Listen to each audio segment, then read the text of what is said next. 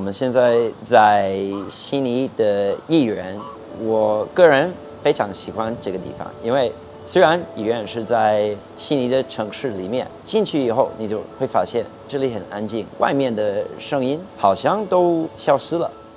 This young man, who can speak fluent Mandarin, is Justin Steele. He is an Australian, and he also has a Chinese name, Wen Hailin. 温暖的温，大海的海，森林的林。I did a exchange in Guilin, the homestay family that I was staying with. At the end of 3 weeks, they came to me and they said, "We have decided a Chinese name for you. We think this suits your personality."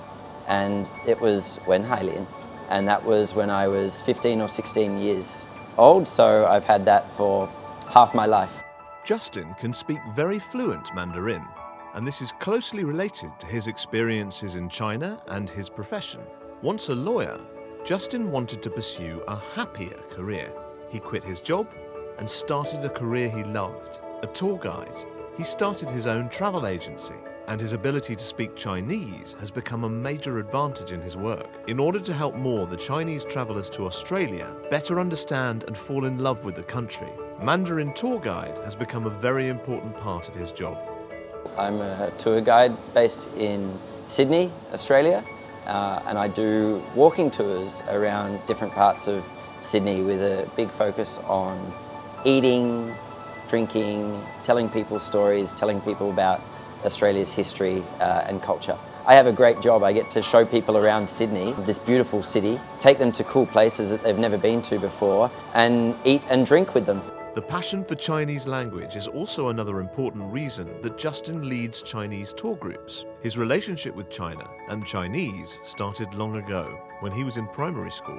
I started studying Chinese in primary school. I grew up in the Chinese suburb of Brisbane. From a young age, a lot of my classmates were Asian background or Chinese background, and so when we had to start learning a second language in school, Mandarin was the logical choice. So I started studying Mandarin in primary school, and then I continued it all the way through high school and into university as well. When I got out of corporate law, I thought, what are my skills? And speaking Mandarin was one of them.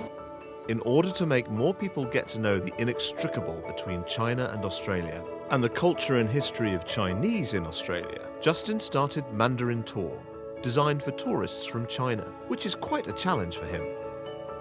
It is challenging, but it's also very rewarding. The most impressive, or the thing that I always got a real kick out of doing, was being able to switch to Chinese and speaking Mandarin with my Chinese guests, because you could see sometimes in their eyes when they weren't understanding a story that I was telling them. And so I would then be able to switch to Mandarin and explain the joke or explain the story in Chinese, and you could see that they got it. Whenever I saw that happen and I was able to help the guests just understand a little bit more about Australian culture and Australian humour, and they got it, like that was really, really great to see.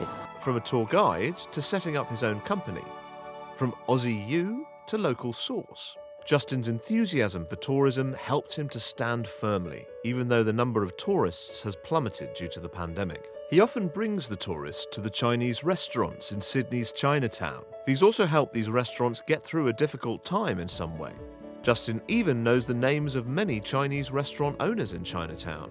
I only started the business in 2018, and between 2018 and 2019, my guest numbers quadrupled. And I was looking at 2020 as being at least a double the number of guests that I had had in 2019. Instead, they were something like a tenth, and there were months there where we couldn't run any tours, something like 4 months in the middle of the year, and then lots of other disturbances throughout the year. But I could find another job and I could make ends meet and I could run the tours on the weekends. For a lot of the businesses, the cafes, the bars, the restaurants that we visit on my tours, they don't have that luxury. They've got staff, they have rent, they have food costs, they have all these other overheads that they couldn't reduce. And so I just wanted to support those businesses.